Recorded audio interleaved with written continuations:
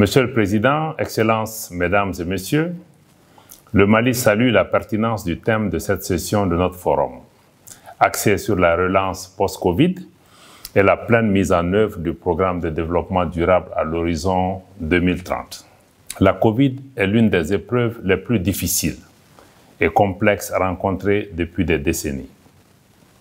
Notre capacité à y faire face, en modifiant considérablement notre approche des défis sanitaires, aura permis d'atténuer les effets de cette tragédie.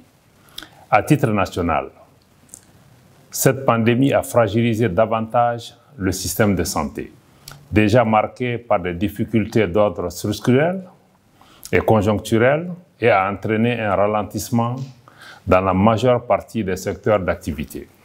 Toutefois, la prévalence de la pandémie, 31 153 cas confirmés en juin 2022 et 737 décès, démontre la pertinence des mesures de prévention édictées par le gouvernement afin de rompre la chaîne de transmission.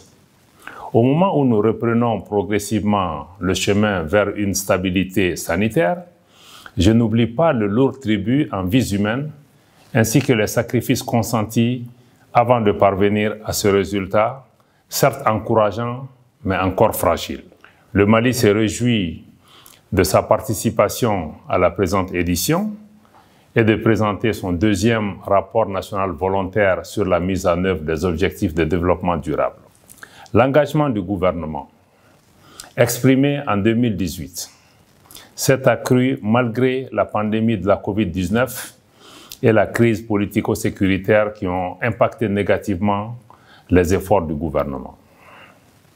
En effet, le Mali a également dû faire face à des bouleversements sociaux, politiques et économiques sur fond de défis sécuritaires. L'insécurité au nord et au centre du pays constitue un handicap sérieux pour le développement, en dépit des efforts du gouvernement et de ses partenaires.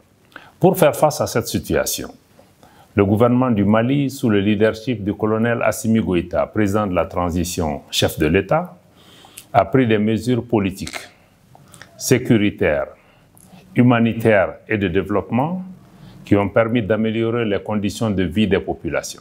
Ainsi, des résultats tangibles sont visibles un peu partout dans le pays grâce à la montée en puissance et la réorganisation des forces armées maliennes, dont les opérations sont menées dans le strict respect des droits de l'homme et du droit international humanitaire.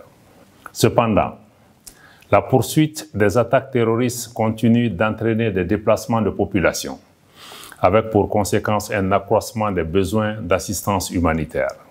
Au plan politique, le gouvernement du Mali vient d'adopter un chronogramme des réformes politiques et institutionnelles et des élections générales prévues dans les 2 années à venir.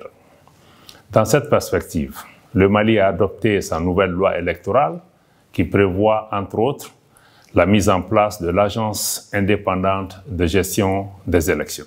Toutes ces mesures politiques et celles qui suivront participent de la volonté clairement exprimée des autorités de la transition en faveur de la refondation de l'État malien, notamment à travers la bonne gouvernance, en vue du retour à un ordre constitutionnel apaisé et sécurisé.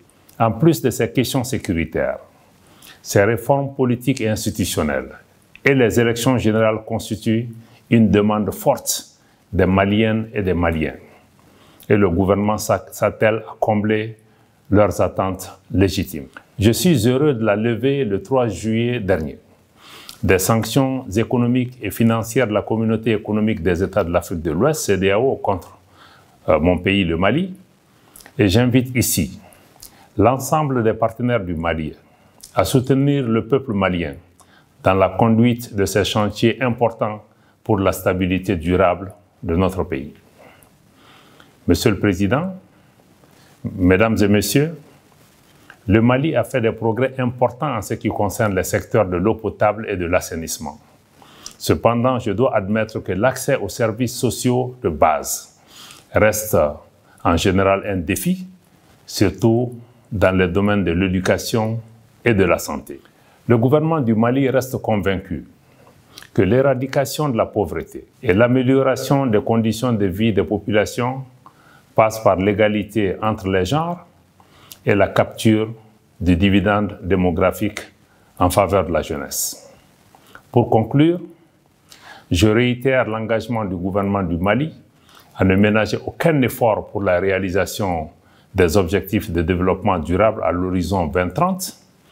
Je rends hommage à l'ensemble de nos partenaires pour leur engagement dans la mise en œuvre des programmes prioritaires du Mali. Je vous remercie de votre aimable attention.